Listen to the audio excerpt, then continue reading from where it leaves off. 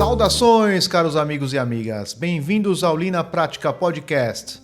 Esse é o episódio de número 5, no qual eu trago um bate-papo descontraído com Daniel Pezzi, profissional conhecido no seu network como o Revelador de Desperdícios. Falamos sobre o livro que o Daniel escreveu, chamado Um Jeito Diferente de Enxergar os 7 Desperdícios. Falamos da primeira edição e da segunda edição que está sendo preparada por ele. Está no forno. O Daniel também compartilhou sua experiência em como cultivar uma forte cultura de melhoria contínua. Uma parte descontraída dessa conversa foi uma brincadeira, feita no improviso. Se você quiser escutar essa brincadeira, eu a coloquei à parte no final do episódio. Confira esse bate-papo interessante com Daniel Pezzi agora. Opa, Daniel, bem-vindo ao Lean na Prática Podcast. Tudo bem com você? Opa, tudo bom, Luciano? Tudo tranquilo aqui, calorosa satisfação aqui, diretamente do Brasil, especificamente Espírito Santo, aí 29 graus, verãozão já batendo na porta aí, né? Nós estamos aqui naquele clima quente, na expectativa, esperando aí ansiosamente a participação aí para compartilharmos, né? Eu tenho um conhecido que eu vira e mexe me chama também para participar de podcasts, e ele sempre me pergunta, tem como você participar? Eu brinco para eles assim, se for para falar de Lean, me chama que eu vou. Então, Tô dentro. bora. E foi assim mesmo, eu te chamei não me recordo se foi no LinkedIn ou no WhatsApp. E aí, Daniel, vamos gravar um episódio e você topou na hora, né? Te agradeço muito a sua disponibilidade e disposição, Daniel, principalmente porque você acabou de ser operado, como você me contou, né? E mesmo assim quis participar com todo esse entusiasmo. Então eu gostaria de te agradecer novamente por querer participar aqui do Lean na Prática Podcast. Eu queria dizer, Daniel, mais uma coisa, que você é um convidado muito especial, porque você tem uma grande capacidade de explicar tudo sobre o Lean de uma forma muito fácil, muito didática. Então, eu já escutei você falando sobre o Lean, explicando sobre os 7 desperdícios aí em outros podcasts, em vídeos também. Então, eu tenho certeza que você vai dar uma contribuição muito grande aqui com o podcast. Sabe que a audiência está em formação e nós temos já alguns ouvintes que já se pronunciaram, são pessoas que estão começando nessa jornada ou estão muito interessados no Lean. Então, eu acredito que a forma como você apresenta o Lean, como você revela os 7 desperdícios, é uma adição muito interessante, muito importante e vai contribuir demais com quem está começando essa jornada. Então, sem mais delongas, vou pedir para você, Daniel, ficar à vontade para se apresentar para os ouvintes. Bem, como já falou, meu nome é Daniel Pezzi, eu sou engenheiro mecânico por formação, né? Engenheiro mecânico com ênfase em produção. Sou pós-graduado na área de qualidade e produtividade, né? E atuo na área de processos há mais de 20 anos, né? Desde a minha primeira função profissional, vamos dizer assim, né? Eu já atuava na área de processos e de lá para cá eu fui me aprimorando, né? A partir do momento que eu fui conhecendo, tendo ciência e depois aprendendo, colocando em prática. E um detalhe assim, né, sempre praticamente 90% da minha carreira profissional sempre foi no chão de fábrica, né? Então talvez até essa facilidade em traduzir de uma forma mais simples está muito associada à necessidade que o meio onde eu estava exigia com que as coisas fossem transmitidas, né? Então sempre tive essa preocupação em me fazer ser entendido, né? Então, não me preocupando tanto em falar bonito ou usar termos chiques, né? Mas sim ter a preocupação em ser entendido, né? E ao longo dos anos, atuando na área de processos, já tive um momento da vida, da carreira profissional onde inverti os papéis. Fui conhecer o meu, entre aspas, arqui-inimigo, que era a produção, né? Então, eu fui para atuar na produção, para entender por que a produção e processos brigavam tanto. Então, falou assim, né? Vou me colocar no papel deles, né? Só um detalhe que não foi um desejo meu, foi uma intimação que o meu gerente me fez. Quero que você vá fazer a gestão da produção. Então eu fui para a área de produção, fiquei 2, 3 anos na produção, aprendi muita coisa, no sentido de entender os senãos da produção em relação à área de processo, mas também desbravei e abri muitos caminhos para a área de processo dentro da produção, especificamente na empresa que está. Depois voltei para a área de processos, aí com uma leitura também maior, um entendimento mais amplo das necessidades, das dificuldades da produção. E de lá para cá, né, entrei numa jornada com foco na cultura de melhoria contínua ou na cultura da melhoria de processos, né, buscando a excelência operacional. Então assim, eu tenho minha atuação hoje em dia está muito mais nisso, né, ou seja, um foco maior no desenvolvimento e capacitação das pessoas para que se construa uma cultura de excelência operacional e automaticamente se consiga, através disso, atingir o objetivo que seria final, que é a excelência operacional. Né?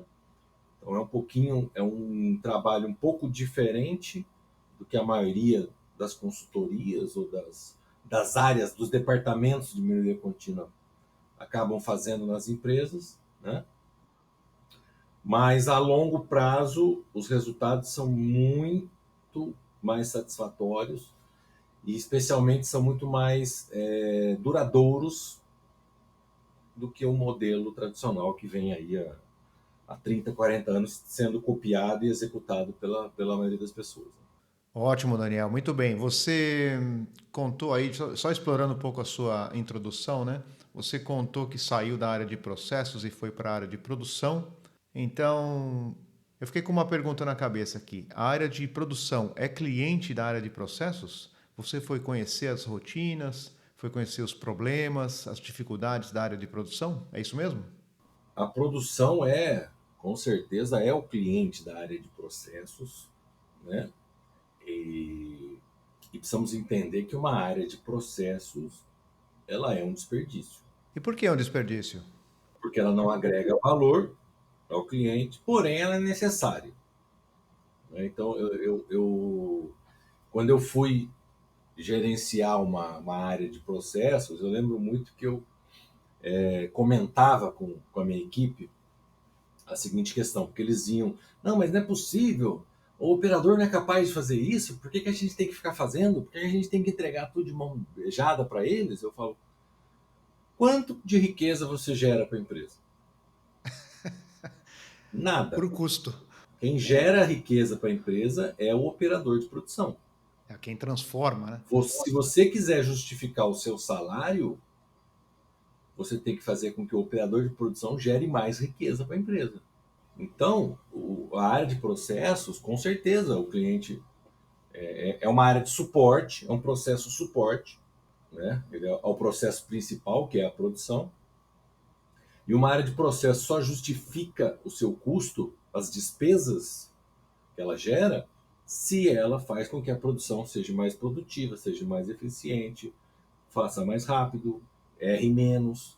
Quanto mais facilitar o trabalho da produção, mais a área de processos, assim como outras áreas, tá? Não só a área de processos, mas quanto mais essas áreas de suporte facilitam a vida da produção, mais elas estão justificando a despesa que elas geram no final do mês. Então, quem gera valor ou quem transforma, quem agrega valor ao produto ou serviço, né? As demais funções estão ali para ajudar nessa missão de agregar valor, né? Exatamente. Sempre pensando em melhorar os processos de produção ou os processos quaisquer que sejam. Agora, deixa eu só voltar nas origens do Lean para você. Quando é que você como é que você foi iniciado, mas realmente o Lean transformou a sua vida e que impactos ele te causou? Tem até um ponto engraçado, né? Porque na primeira vez que o Lean foi apresentado a mim, eu o rejeitei. Eu estava no começo da minha carreira, segunda ou terceira empresa, não lembro agora, e o gestor veio e me entregou aquele manual Aprendendo a Enxergar do Instituto Brasil. Né? Ó, dá uma lida aí e vê o que você acha. Peguei, li e falei, cara, é muito legal, muito bacana, mas isso aqui não é pra gente, não. Não se encaixa no nosso negócio. E eu sei que 1 ou 2 anos depois, a diretora industrial da empresa me chamou na sala e falou, olha, dá uma lida nesse artigo aqui, ó, vê o que você acha. Eu marquei umas palavras aqui que eu não sei o que significa, o que é isso. Descobre lá para. O artigo era da Você SA, uma entrevista com o Roberto Ferro. E os termos eram palavras em japonês. Eu fui pesquisar, descobri, né? Graças a Deus, na época já existia o advento da internet, então foi mais fácil, né? Pesquisar alguma coisa, descobri, verifiquei que algum daqueles termos eram coisas que eu já tinha visto na faculdade com outro nome, esclarecendo que tem muita coisa que é do Lean, que não necessariamente foi inventada pelo Lean, simplesmente foi adotada, né? Coisas que talvez outras empresas não deram valor, a Toyota deu e incorporou ao seu modelo. Então, coisas que eu já sabia. Depois eu voltei para, né, conversar com a diretora, explicar aqueles pontos, tal, tal, tal. Ela falou assim: não, beleza, legal. Chama esse pessoal para conversar. E aí eu entrei em contato, foi marcado um dia, foi um representante lá e fez uma palestra, coisa de 2 horas, literalmente uma palestra ali de 2 horas, falando, explicando. Eu, meu chefe, a diretora industrial, mais o chefe da produção. Acabou a palestra, a pessoa foi embora, né? Beleza, até logo, tchau. O chefe da produção não gostou, para variar. Certo. Meu chefe, tal, tal, tal, a diretora, tal, tal, tal, falou assim: não, beleza, então conversa com esse povo aí, vamos ver quanto é que custa, né? Foi um orçamento aí para implantar isso aqui. E quanto tempo leva? Quanto tempo leva, tal. Aí entra ali nas discussões de budget e tal, e precisava romper uma barreira com o dono da empresa para ele aceitar, né, uma nova consultoria. A gente não queria fazer com a tradicional, que fazia tudo, né? E a gente convenceu, retornei, entrei em contato, falei, ok, vamos fazer. Aí o cara falou assim, beleza, só que a gente só tem agenda para daqui 18 meses. Ah, Eu falei, cara, o dono da empresa está querendo para ontem. decepção. É. Fazer o cliente Aí ele falou esperar. assim, cara, o que eu posso recomendar para vocês é o seguinte: estruture uma equipe interna, a gente provê workshops abertos em outras empresas, vão participando dos workshops e vão colocando em prática, e mais para frente, quando tiver agenda, a gente vem meio que tipo para fazer uma auditoria ou, né, fazer algo um pouco diferente. E aí começou. Então comecei, eu fiquei, a princípio eram eu mais 4 pessoas a participar desses treinamentos, com a missão de ir participar, voltar e multiplicar para a equipe interna. E por questões de, vamos dizer, de eficiência, de aproveitamento, a partir de alguns acabou se optando porque apenas eu fosse, pois as outras pessoas não conseguiam ir e voltar multiplicando, não conseguiam multiplicar, não conseguiam passar o que aprenderam. Foi Aí aí que eu você descobriu que era necessário traduzir o Lean? não só traduzir, mas entender o seguinte, né? Porque assim, quando você vai participar de um treinamento com a missão de apenas assistir e aprender, é uma coisa. Quando você vai com a missão de assistir um treinamento para depois multiplicar, é diferente. Você precisa prestar 3 vezes mais atenção, especialmente no que está sendo falado, no que não está na apostila.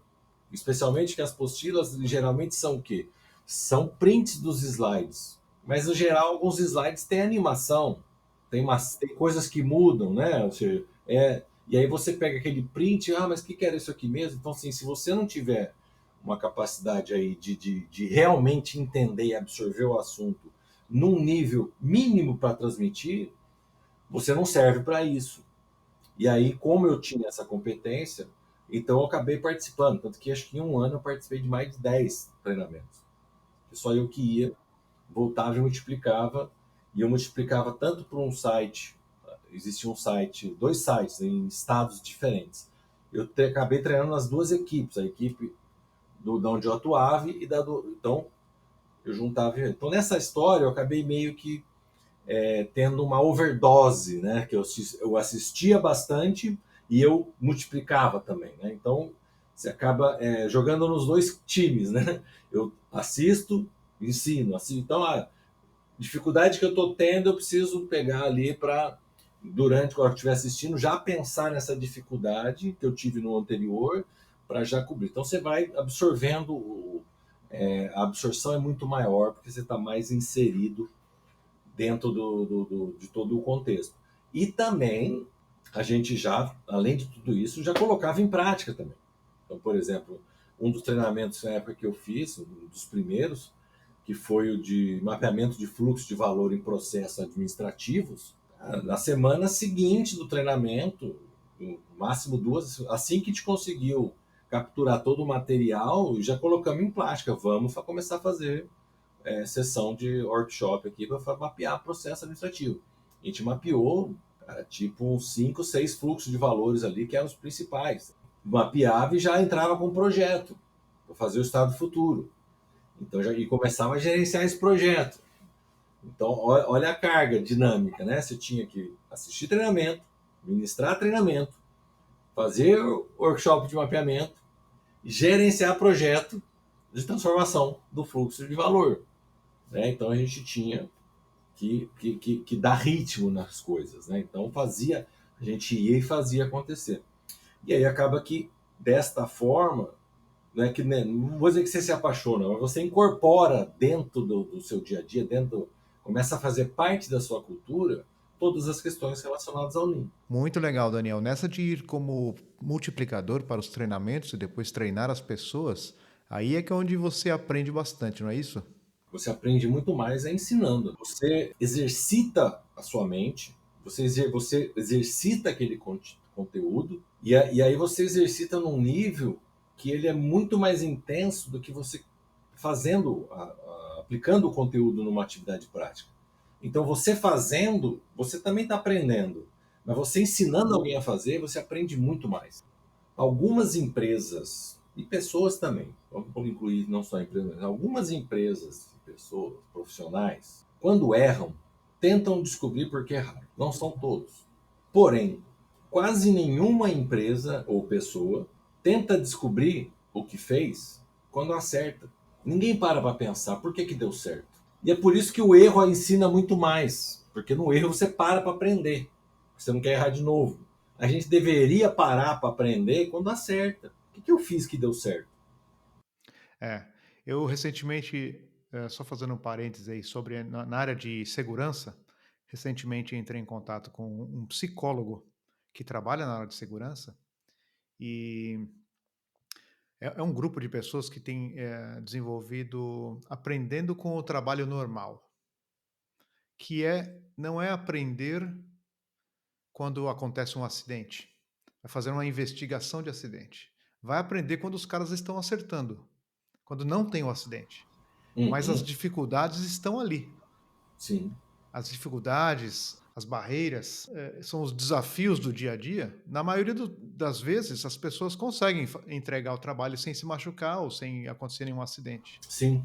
Mesmo que tenham situações que saiam do esperado, né, os famosos desvios operacionais, mesmo que aconteça, se o resultado final está ok, a gente ignora tudo isso. Pois é, tem esse, Né? esse perigo aí. É. Então, assim, por isso que uma das coisas que eu sempre gosto de adotar, especialmente em produção, é o que eu chamo de GDO, que é gestão dos desvios operacionais.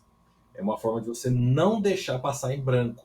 Mesmo que tenha dado certo, você registra desvios, né, até o ponto de você falar assim, cara, esse desvio aqui está muito recorrente, ou ele está com impacto muito alto, então vamos ter que estudar esse desvio.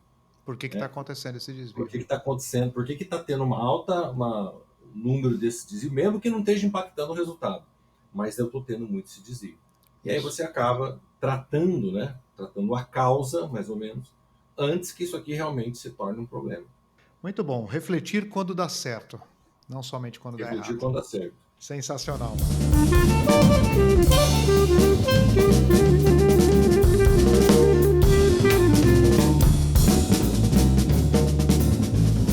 Vamos falar do seu livro, Daniel. O seu Sim. livro, cujo título é Um Jeito Diferente de Enxergar os Sete Desperdícios. E eu achei ele muito didático. É para qualquer pessoa ler e entender o que são os sete desperdícios. Eu sei que muita gente usa os oito, eu também uso o oitavo, mas não vamos entrar nessa discussão, não é necessário entrar nessa discussão. Até E porque ela só vai ser resolvida na segunda edição do livro. aliás, né, depois eu vou pedir para você dar um spoiler, se você quiser, sobre o que vem na segunda edição do livro, né? Mas Ok. conta como surgiu, conta aí para o pessoal como é que surgiu a ideia de escrever sobre os sete desperdícios de uma forma didática, como você escreveu, e o que você quer que os seus leitores tirem como lições ali quando leem o seu livro. Muito bem, vamos lá. Primeiro, qual uma das grandes questões que eu percebi dentro do universo da identificação de desperdício? A incapacidade das pessoas de enxergar desperdício. Elas não conseguem enxergar. Então, eu até brinco assim, né? As pessoas investem em informações técnicas do tipo os níveis belts, fazem diversos treinamentos de ferramentas, se tornam rambos, vamos dizer assim, são rambos da melhoria contínua, cheio de ferramentas, de armas, tudo, só que eles estão com a venda no olho, porque eles não enxergam desperdício, o que adianta? O cara tem 1000 ferramentas disponíveis para eliminar desperdício, mas ele não consegue enxergar, ele vai fazer o quê? Se tudo ele acha que não é desperdício. Então é o maior problema que existe hoje nos profissionais de melhoria contínua, é a dificuldade em enxergar desperdício. Não é a falta de capacitação técnica. Desculpa interromper. Você escreveu o livro para profissionais ou para pessoas Para comuns? todo mundo, porque a identificação de desperdícios ela não se restringe ao ambiente profissional. Ela aborda a vida pessoal, está na nossa vida pessoal. Total, é. Né? Então, assim, e aquela história, não tem como separar os dois ambientes. Né? Na verdade, esse é o princípio básico do livro, a ideia básica do livro é justamente isso. É trazer, por que é um jeito diferente de enxergar? Porque é tirar do ambiente profissional e inserir as questões do sete desperdícios no ambiente pessoal, da vida pessoal. Porque aquela pessoa que conseguir adquirir a habilidade e a capacidade de enxergar desperdício na sua vida pessoal, com o tempo, automaticamente irá fazer a mesma coisa na vida profissional. Então é aquela questão mesmo do tipo, sabe? Eu tenho dificuldade de enxergar. Cara, se você adquirir um óculos para enxergar dentro de casa, se você usar esse óculos no trabalho, você vai enxergar melhor também no trabalho. Sem Então o dúvida. ponto principal era esse.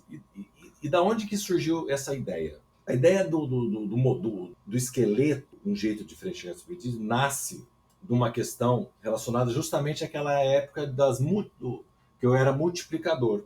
Porque a gente começou a fazer trabalhos também, não só treinamentos técnicos, mas treinamentos de conscientização. O objetivo era apresentar o Lean, né, para todos os funcionários da empresa. Porque você precisa dar uma nivelada, explicar o que está acontecendo, né, para que as pessoas não fiquem, primeiro, se sentindo isoladas, segregadas, eu não estou participando daquilo, e segundo, para que elas entendam o que está acontecendo e tenham menos resistência às questões. E nisso a gente fez um modelo, para não impactar os processos, a gente atuou eram várias turmas, na época acho que foi 30 ou 40 turmas de 20 pessoas, né? E tinha departamento que se eu tirasse 20 pessoas daquele departamento, o departamento não rodava no dia. Então, para não gerar esse tipo de impacto, então a gente fez a questão de turma mista, que significa o quê? A gente misturava todas as pessoas. Então, tinha pessoas da produção, pessoas da manutenção, do RH, de vendas, financeiro, da parte de almoxerifado, da parte de expedição. Então, era todo mundo, eram grupos mistos, de pessoas mistas. E aí, para este grupo de pessoas mistas, né, de áreas diferentes da empresa, quando utilizava-se exemplos no treinamento, aqueles exemplos padrões que todos os treinamentos usam para explicar os desperdícios, e esses exemplos eram especificamente da operação, eram Fabris, exemplo Fabris, as pessoas que eram do administrativo não entendiam, elas ficavam boiando, não pegavam a ideia. E é Talvez lógico, a nunca gente viram, inseria, né? e a gente inseria também alguns exemplos relacionados com processos administrativos. Só que nesses exemplos, o pessoal da operação também não entendia, porque não fazia parte do dia a dia. Então eu tinha, dentro do treinamento, exemplos que só atingiam 50% da audiência, entre aspas. Eu já vou dizer que é meio a meio. Metade era operação, metade administrativo. Ou seja, não eram bons exemplos. E aí, entendendo essa dificuldade, no próprio treinamento ali, no Se Vira nos 30, vendo a dificuldade das pessoas, eu peguei e fiz, né? E quem me conhece há muito tempo brinca que eu sou o rei da analogia. Eu consigo fazer analogia, tá? Aí talvez a capacidade de explicar coisas complicadas de forma simples, porque eu faço analogia com coisas mais simples. E aí eu peguei, eu não lembro, acho que agora era algum exemplo, não lembro se era espera, eu sei que eu usei tipo fazer o café da manhã. Você está fazendo o café, um exemplo ali, e as pessoas eu percebi assim que 100% da audiência pegou a ideia. Então falei, é por aí. Por quê? Porque no dia a dia, vou dizer que todo mundo leva a mesma vida, mas, vamos dizer, 90% da nossa vida, ela é similar a 90% da vida de outras pessoas. Então, a maioria das pessoas tomam café da manhã, almoçam, jantam, dormem, tomam banho, espera-se, né? Tomam banho, escovam o dente, vão ao supermercado, vão à padaria. Então, eu comecei a procurar esse tipo de situação, procurar situações nesse contexto que pudessem ser utilizadas como exemplos para explicar o certo desperdício. Então eu comecei a adotar isso. Às vezes era muito mais de improviso do que realmente estar num slide, porque tinha dificuldade de ilustrar ou desenhar ou tirar foto, né? A gente não tinha muito recurso. Hoje em dia com a IA fica fácil, você cria o cenário e coloca lá. E aí ficou essa questão. Muito tempo depois, em 2017, eu fui fazer um Black Belt. E na minha turma que eu estava fazendo Black Belt, tinha diversos funcionários de uma montadora japonesa. Não vou falar qual. Uma hora lá no treinamento, no começo, começaram a falar sobre desperdício. E eu percebi que mesmo as pessoas que vinham de uma montadora japonesa, em que era fato a aplicação dos conceitos, existia a mesma dificuldade. Então ficou claro que não era apenas uma questão de capacitação. Os exemplos da manufatura eles entendiam muito bem. Na hora, eles conseguiam dar exemplos, eles conseguiam capturar. Isso é isso é aquilo. Ficava fácil. Mas, quando alguém falava outra coisa, saía um pouco do ambiente fabril, bum. Então, falou assim, então é uma questão geral. E aí, numa brincadeira, do nada, eu falei assim, cara, vou fazer uma pegadinha aqui no LinkedIn. E eu fiz um post de uma situação inventada, que é o post número 1, que é sobre a aula, né? O professor que faz uma pergunta na aula, blá, blá, blá, e perguntava qual o desperdício na história 5.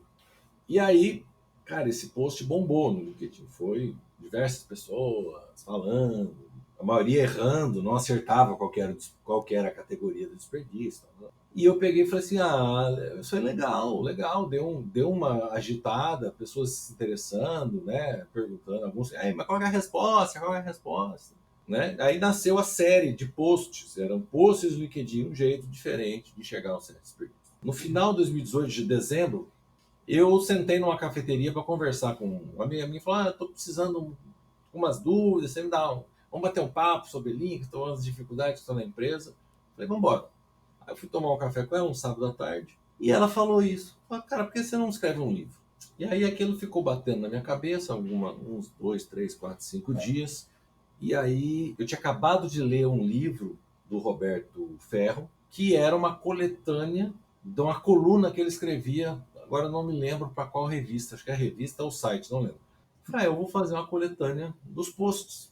E só com uma diferença, né? Para não falar que é simplesmente o que tem no post. Eu coloquei, tenho a história, assim como no post, a pergunta, só que tem a resposta, né? Dizendo, explicando qual é o desperdício e também uma sugestão de como evitar a ocorrência do desperdício. Aí nasceu a ideia do livro, e aí foi pegar o arquivo de poço, que na época já tinha uma quantidade considerável, escolher os melhores, os que geraram maior interação no LinkedIn, e foi colocado ali 50 cases, além das explicações, né? Inclusive, essa explicação de que eu dei de como surgiu o livro está lá no livro. Tá? No começo do livro eu explico como que surgiu o livro. Muito bem. E, Agora, você me contou outro dia que você coleciona mais de 250 casos de sim, desperdícios, né? eu tenho um arquivo, né? Já tem aí 250, mais de 260, 270 cases aí, né? Situações onde ocorreram desperdícios, são São situações do situações dia a do dia a dia, dia, do do dia a dia a dia, dia, né? exatamente. Ô Daniel, e como é que é esse processo? Você vê desperdício em todos os lugares?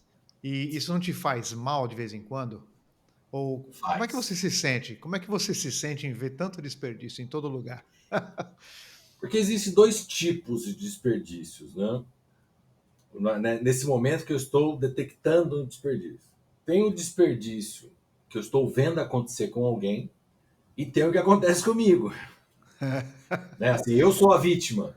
Eu não sou o causador, mas eu sou a vítima do desperdício. Então, e é complicado, porque no desperdício que a gente é o causador, a gente, apesar de ser extremamente difícil, vou abrir uma aspas e vou dizer, é extremamente difícil eliminar desperdício. É muito fácil identificar, mas é difícil eliminar. Quando a gente é causador, já dá uma certa dor, uma dificuldade da gente. Às vezes você não consegue eliminar aquilo. Você não consegue Uhum. deixar de fazer. Você consegue minimizar, você consegue otimizar o processo, mas você nem sempre. É preciso uma mudança cultural muito grande, às vezes, para você parar de fazer aquilo. Agora, quando você vê acontecendo com os outros, ou quando é alguém fazendo com você, você tem menos ainda o poder de mudar. Então só resta sofrer, né? E é um sofrimento Entendi. muito complicado, Com- porque às vezes assim, ele é uma mistura de ódio e de dó. Porque você vê a pessoa fazendo desperdício, dependendo do desperdício, da raiva, né? Por exemplo, uma coisa que me impacta muito é ver desperdício de comida, comida sendo jogada fora, né? Sem Então eu dúvida. vejo essas situações e isso me ferve o sangue. E tem outros que você fala, nossa, a pessoa não tem nem ideia de que ela está fazendo isso. Ela nem está Tem. percebendo o que ela está fazendo. Tem E você esses dá casos dó, você também. fala, cara, que a pessoa está, infelizmente, a pessoa nem percebe que ela está fazendo, cometendo um desperdício. E eu confesso que ó, tem horas que é complicado, porque impacta muito, emocionalmente impacta muito. Às vezes tem horas que a pessoa dá vontade de não enxergar, de não conseguir enxergar. Daniel, só rapidinho agora, em 30 segundos. O que muda, o spoiler do livro, o que muda da primeira edição para a segunda? Duas coisas fundamentais. Existe uma quantidade a mais, novos cases, né? Ou seja, além dos originais, tem mais. Foram 50 na primeira edição, agora na segunda edição vão ser 100 cases, os 50 originais mais 50. Tá? E no final do livro tem um capítulo para desmistificar a questão do oitavo desperdício. O suposto Tão, oitavo pol, desperdício, tão né? polêmica a questão. Tão polêmico, para explicar de vez as pessoas entenderem de por que não existe um oitavo desperdício. Não existe um oitavo, e nem nono, nem décimo. Existe uma grande confusão, né? Na verdade é uma grande confusão, uma má interpretação, um mau entendimento do que é desperdício. Então, tem um capítulo, 3 ou 4 páginas do capítulo, tentando esclarecer e deixar bem claro de por que não existe este oitavo desperdício como uma oitava categoria. E uma clarificação maior dos próprios sets, porque na própria introdução eu estou dizendo isso. Ao longo dos anos, desde que eu escrevi o livro, e como eu dei vários treinamentos e tive interação com várias pessoas, meu próprio entendimento sobre as 7 categorias mudou um pouco. Então, eu melhorei, tornei mais fácil ainda de entender cada uma das 7 categorias. Muito bem, estou ansioso para ver, hein? Tudo der certo, eu termino. Aproveitar que eu estou em afastamento por causa da cirurgia, quero ver se eu termino Esse ano ainda consigo pelo menos soltar a versão no Kindle, né? A versão eletrônica.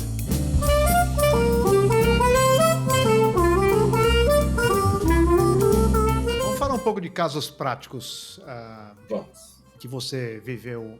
Pode ser, acho que é mais fácil falar dos casos profissionais. Tinha um caso sobre teste excessivo de matérias-primas. Sim. Tinha também um outro caso interessante de uma empresa grande que tinha muito dinheiro, que só focava em melhorias grandes. E você mudou essa visão lá. Você pode escolher o caso que você quiser, mas Esse aí acho que é esse interessante. realmente é bem interessante. Ele tem um foco bacana. Era uma empresa multinacional, faturamento na casa de bilhões de dólares, e existia programa de melhoria, existia departamento de Lean, então tinha aqueles concursos de melhoria, em que a melhor, né, vamos fazer um... Eu gosto que em português acaba virando um pleonasmo, né? Em inglês não é, mas em português é um pleonasmo, que é a melhor melhoria, né? Então a melhor melhoria, né? Em inglês você fala the best improvement, mas é uma melhor melhoria, né? Fica meio estranho. Mas a melhor melhoria ganhava a premiação. O grupo, né, as pessoas que participaram ganhavam a premiação ali, no final do ano. E quando eu entrei, lembra que eu falei que eu saí, fui para a área de produção, foi nessa empresa. Uma das metas era justamente que tinha metas de melhorias por ano, melhorias implementadas, ou seja, não bastava dar a sugestão, ela tinha que ser aceita e implementada. E o histórico da empresa era justamente de melhorias, vou apelidar aqui de faraônicas, né? Porque todas envolviam grandes orçamentos, porque era comprar um equipamento, fazer uma reforma, instalar alguma coisa, né? Então tudo era coisa assim de 50, 100 mil reais, 1 milhão de reais. Lógico, traziam ganhos financeiros que justificavam esses investimentos. Mas basicamente todo o programa de melhoria era desse tipo de melhorias, sugestões faraônicas. Compra isso, adota isso. Muito bem. E eu, na parte da produção, fui indo ao Gemba, observei uma pessoa fazendo uma melhoria no seu local de trabalho. Na época era um suporte para lixadeira. O processo utilizava aquelas lixadeiras, né, grandes, né, aquelas que tu tem que segurar com as duas mãos. E para não ficar jogado, normalmente ficava jogado em cima do carrinho, o cara fez um suporte para ela ficar ali, bonitinha, fácil de guardar, fácil de encontrar quando precisasse. E ouvindo aquilo, eu falei, legal, bacana. De repente, eu falei assim, já cadastrou? E ele falou, cadastrou o quê? Falei, melhoria. Você acabou de fazer a melhoria, isso é uma melhoria, cadastra. Ah, não, sabe. Não, pode cadastrar. Foi você que fez? A ideia foi sua? Você fez sozinho? Vai lá. Pede ajuda pro fulano. Fulano que era alguém da área de processo. Eu falei, vai lá e cadastra, depois eu vou lá. Tira a foto, tinha que tirar a foto, tal, isso aqui, conversa lá com fulano e cadastra. E falei mais, né? Aí chamei o líder do turno, né? Falei, olha, você viu isso aqui, legal, tal, quero que faça em todos. Já pode fazer em todos. O pessoal que tiver na folga, tiver sem esperando alguma coisa, tá parado, tá fazendo nada, bota para fazer. Multiplica, eram 12 frentes, né? Coloca nas 12, faz mais 11 e coloca. E cadastra isso aí, tal. E cadastrou, pum. E aí o cara depois faz, falei, não, isso é melhoria, tem que cadastrar. Melhorias desse tipo eu quero que cadastre. Vocês têm que cadastrar sim.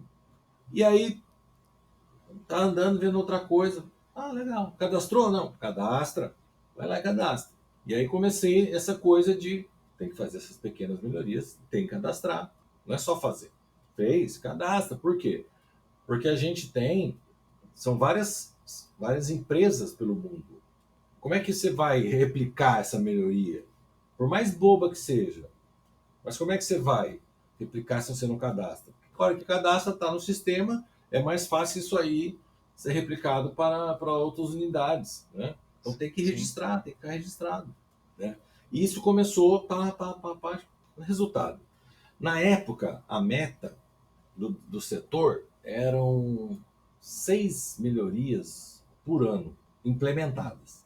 E quase todo ano não atingia. Nossa, já era uma meta baixa, vamos dizer assim. Porque era aquela questão. Tinha budget, precisava de orçamento, e ninguém tem melhorias. Compra isso, compra aquilo, né? Então, assim, e tinha um fluxo de aprovação. Então tinha que ser realmente, quando era precisava de dinheiro, passava por um fluxo de aprovação muito grande. Essas que eram melhorias, em geral, feitas com sucata, Uhum. ou com itens do próprio almoxarifado da empresa, era pum, já fazia, implementava e tum.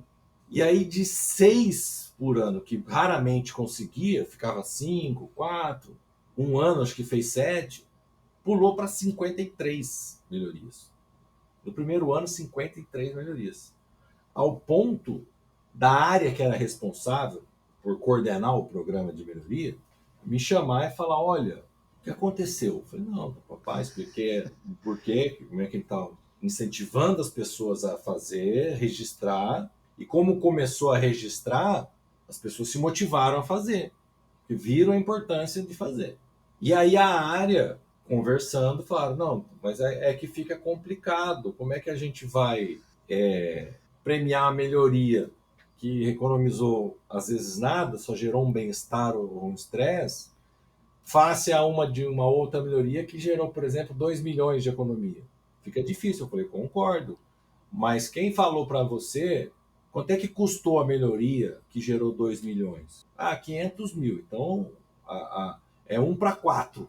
O ganho é 4 vezes o custo, né? Vamos falar, o ROI. O ROI foi 4 vezes. E essa melhoria que não gastou nada? Que gastou R$ 1, se economizou 10, o ROI é de 10 vezes. E aí? O ROI dessa aqui é muito maior que dessa outra. O aspecto financeiro é só um critério, né? Exatamente, né? E aí acabou que qual foi a solução? Foi criado uma segunda categoria separando essas melhorias que eram faraônicas, que precisava de grandes orçamentos, né, para poder executar, dessas melhorias que eram melhorias do dia a dia. E aí diversas delas foram premiadas nessa categoria. E aí com as premiações as pessoas se motivaram mais ainda, então começou a acontecer. Lembrando que o ganho real mesmo é que eles estavam melhorando o próprio ambiente de trabalho. Eles estavam facilitando, melhorando o dia a dia deles.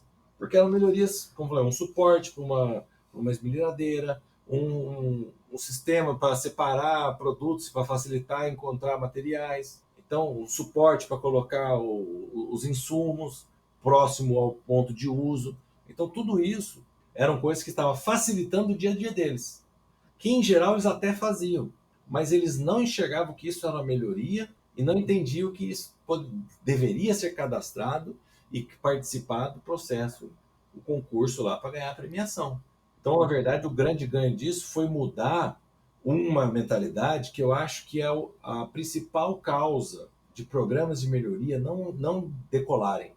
É que as pessoas acham, as pessoas só enxergam as grandes melhorias, as grandiosas, com retorno financeiro, e que, em geral, essas melhorias, elas demandam o quê? Elas necessariamente demandam capacitação técnica. E aí as pessoas enxergam o quê? Elas não se enxergam como capazes de criar melhorias porque elas não são capacitadas, elas não são black belts, green belts ou qualquer outra coisa aí do estilo. Então as pessoas se inibem em promover, em propor melhorias por não se acharem capazes. Se a situação exigia alguma competência técnica, você ia atrás dessa competência, né? Que é, por exemplo, eu quando estava na parte de processos, uma coisa que eu exigia muito da minha equipe é que eles apoiassem os projetos de melhorias. Porque a parte da competência técnica que falta é o engenheiro de processo que vai te fornecer. Mas a ideia, a iniciativa é sua. Né? Perfeito, perfeito. Então, isso também potencializa e faz com que programas de sugestão de melhorias decolem, né? E não fiquem estagnados. A transformação cultural ocorre no caso de todas as pessoas participando. Essa é a verdadeira transformação cultural. Exatamente, porque você transforma tanto as pessoas que estão demandando a melhoria, eles passam a acreditar, isso é importante, eles passam a acreditar e passam a entender que está na mão deles, que cabe a eles. Porque, querendo ou não, quem são os especialistas de processo? São as pessoas que operam o processo. Então, as melhores sugestões com certeza partem deles. Talvez não tenham a competência para dizer como, É onde entra, por exemplo, uma engenharia de processo, para dar suporte no como. Mas o que, a ideia inicial, tem que vir da operação, não tem como. Não, mas na verdade eles também usam a competência que eles têm. No caso, a pessoa que fez um suporte para a Sim, ferramenta, é o a expertise, né?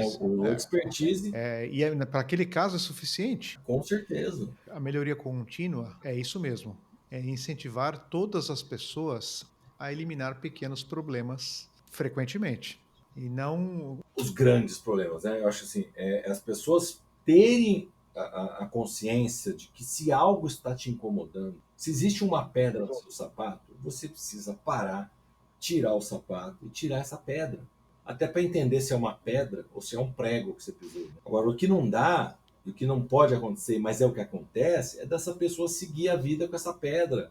E até um ponto que ela fala assim, não, mas meu sapato é assim mesmo. Isso sempre foi assim, sabe? Começa a ter esses entendimentos que não fazem sentido, que é onde a pessoa começa a deixar de priorizar o seu bem-estar. Face a uma situação que ela acha, eu vou falar acha, entre aspas, que ela não tem condição de mudar, mas ela tem. Como é que ela faz para mudar? Ela tem que levantar a mão e falar: ó, isso aqui tá ruim. colocar os problemas em cima da mesa. Trazer os problemas à tona e buscar o apoio do líder, de uma engenharia de processo, de uma área de melhoria contínua, não importa. Ela tem que falar: opa, isso aqui não tá bom, isso aqui não tá legal. Seja condição bem-estar, seja questão de segurança, principalmente, tem que levantar a mão e falar: olha, isso aqui não tá, não pode ser assim.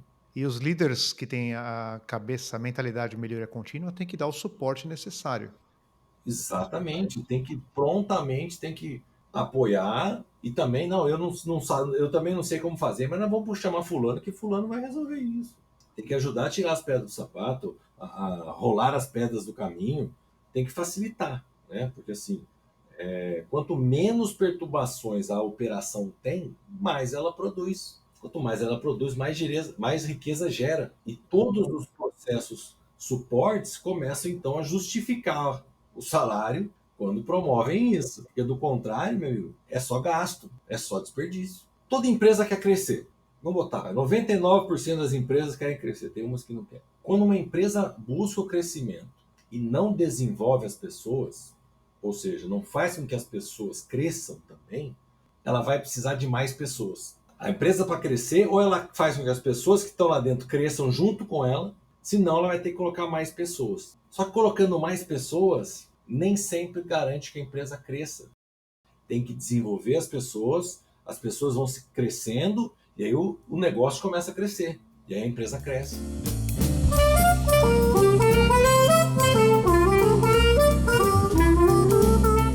Bom, estamos caminhando para o final do episódio. Daniel, eu gostaria que você oferecesse algumas recomendações para quem está interessado no Lean, começando a sua jornada no Lean e até para outros profissionais, líderes que já estejam nessa estrada há algum tempo já, né? Olha, um ponto que eu digo que é fundamental para os profissionais é o seguinte: vá ao Gemba. O melhor professor é o Gemba. Agora, não basta ir ao Gemba, né? Não basta ir a passeio, não basta dar voltinha, fazer a ronda matinal, não é isso. Né? Vá ao Gemba e observe, tente entender, né, o que está acontecendo, veja como a pessoa está fazendo a atividade dela, observe, mais importante de tudo, não interfira. Por quê? Se você de cara já chega para observar, 10 minutos depois fala: por que você faz assim? Você vai estar inibindo o profissional. Você vai estar inferindo no processo. Aquela pessoa agora está preocupada que você está olhando ela. E não necessariamente ela vai estar fazendo da forma com que ela faz todo dia. Então você vai estar observando uma mentira. E você pode tomar decisões ou conclusões baseado numa mentira. Porque a pessoa não está preocupada com o que ela está fazendo, está preocupada que você está olhando ela. Mas aí é importante comunicar o propósito da visita, né? Por que você está observando aquela pessoa, não é isso? Não só comunicar. Não só comunicar. É você precisa ir ao Gemba até o ponto, o momento que você se torne parte do Gemba. Nessa hora, as pessoas param de se preocupar com a sua presença. Então, por exemplo, um truque que eu usava muito. Se eu queria observar a pessoa que estava na frente 3, eu ia conversar com a pessoa da frente 2. Só que eu conversava olhando para a frente 3. Então, para a pessoa da frente 3, eu estava conversando com o cara da frente 2. Mas eu estava lá prestando atenção no que o cara da frente 3 estava fazendo. Para entender as situações, analisar, observar, verificar se tinha risco, se tinha desperdício, para depois, numa outra situação, eu indagá-lo. Mas por que você faz assim? Especialmente se eu observasse pessoas diferentes fazendo de formas diferentes. Então, a primeira situação é você apenas observar. Observar, observar, observar. Até um ponto que você começa a entender. Quando você começa a entender, começa a observar, aí vai ficar mais fácil você perceber o quê? Desvios. É aí nessa hora do desvio que você tem que agir. Você entender que é uma questão que vai gerar problemas de segurança, você tem que agir diretamente com a pessoa e interromper. Questões de qualidade também. Do contrário, você vai fazer isso nos bastidores. Vai, por exemplo, chamar processo e falar assim, olha, processo, por que tem pessoas fazendo a mesma coisa de forma diferente? Nosso processo não está legal. Nosso padrão não está legal. Porque se tem pessoas fazendo diferente, alguma coisa está errada no nosso processo, no nosso padrão.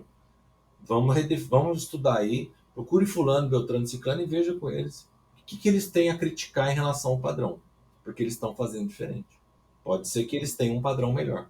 Então vá ao Gemba e sempre que numa conversa, num bate-papo, surgir alguma questão do tipo preciso de ajuda, tô com essa ideia, sempre vá atrás e mesmo que não seja possível, volte e diga por que não foi. Fulano, lembra que era a sua ideia tal? Levei à frente, fui ver, mas infelizmente não vai ser colocado em prática por causa disso, disso, disso. Tem que dar o feedback, com certeza. Tem que dar o feedback até para que a pessoa entenda que a sugestão foi aceita, mas não é válida. Foi avaliada. E por não ser válida, não vai ser válida. Mas não invalida o ato de dar sugestões. Sem dúvida. Senão a pessoa nunca mais vai dar sugestões. Né? Exatamente. E outra coisa extremamente importante ao ir ao Gemba, como eu falei, não vá a passeio, vá com um propósito. E qual é o principal propósito que se deve ir ao Gemba? É para colocar em prática o que você leu ou aprendeu num treinamento. Leu num livro ou aprendeu num treinamento. Porque tudo que você aprende num treinamento, tudo que você lê num livro, é pura teoria. Não, não é não. Quem escreveu o livro, ele fez aquilo, escreveu o livro, ok. Mas é a prática dele, para você é teoria. Porque aquilo é a verdade no Gemba dele. Você precisa pegar o que ele fez e aplicar no seu Gemba para descobrir se aqui também é verdade. Então tem que colocar em prática. Vá ao Gemba para colocar em prática coisas que você viu, que alguém fez, coisas que você aprendeu em algum treinamento. Coloque em prática e realmente valide aquilo. Veja se aquilo é uma verdade no seu Gemba. Se for, execute, multiplique. Se não for, reavalie. Por que aqui não é? Por que aqui não vai funcionar? Por que aqui é diferente? O que tem aqui? E aí, você vai ter que fazer adaptações. Entendeu? Mas ter isso em mente de que a verdade de quem pratica, de quem praticou, ela só vai ser a sua verdade se você também praticar. Uma coisa, por que eu pedi para você, antes de eu começar esse bate-papo, para mudar o nome? Porque um caçador de desperdícios, ele chega num lugar e fica caçando desperdício. Um exterminador de desperdício, ele chega no local e fica eliminando desperdício. E nenhuma dessas funções está associada à melhoria contínua. Por quê? Porque são todas melhorias externas, são coisas que não estão associadas ao Kaizen, porque vem de fora. Um revelador de desperdício é alguém que ajuda a revelar, ou seja, faz com que as pessoas enxerguem os. E a partir do momento que as pessoas começam a enxergar o desperdício, elas buscam, elas vão caçar, elas vão eliminar os. Está formando os caçadores. Então eu estou formando, eu estou capacitando. E esse é o objetivo, voltando, qual é o objetivo do livro? É esse. É fazer com que as pessoas consigam enxergar desperdício. Se incomodem com eles. Se incomodem. Tomem a iniciativa. O mundo poderia ser tão mais eficiente, né? Se todo mundo enxergasse. Então, estamos nessa luta, estamos nessa missão. Fazemos parte dessa jornada. Dura jornada, mas fazemos parte. Muito bem, revelador de desperdícios, Daniel Pezzi, sensacional. Foi um prazerzão conversar com você. Esse bate-papo foi muito agradável. E também agradeço muito a sua participação, principalmente que você está em recuperação da Sim, sua sim. cirurgia. Desejo que essa recuperação seja muito boa e efetiva, né? Principalmente. Uhum. Ela vai tomar o tempo que seja necessário, mas que seja efetiva. Mas agradeço muito você ter se disponibilizado nessas condições também. E com todo esse entusiasmo que você tem, né? Poderíamos ficar horas aqui. Para quem já assistiu algum episódio do Link Off, sabe que ficar horas é muito fácil falando sobre isso. É isso aí, muito bom. Daniel, vou deixar o seu contato para as pessoas que quiserem conversar com você, o seu contato do LinkedIn, na descrição do episódio. Me adicione no LinkedIn e fique à vontade para entrar em contato com dúvidas, sugestões, críticas, né? E se quiser contribuir com cases também para o livro, a Legal, gente está aceitando sugestões. legal. Vamos desenvolver mais reveladores de desperdícios e ajudar o Daniel nessa missão aí de revelar desperdícios. Sensacional, Daniel. Exatamente. Adorei o papo. Tudo de bom para você. Outra vez, boa recuperação e boas festas também. Estamos chegando, você está vendo que a minha decoração aqui é de Natal já, né? Já tá então é Natal já, né? É isso aí. Ótimo ano para você, que você entre com muita saúde e até a próxima. Muito obrigado, agradeço a todos. Um grande abraço a todos os ouvintes e vamos eliminar desperdícios. Isso mesmo, vamos eliminar desperdícios. Um abraço, tudo de bom e até mais. Tchau, tchau.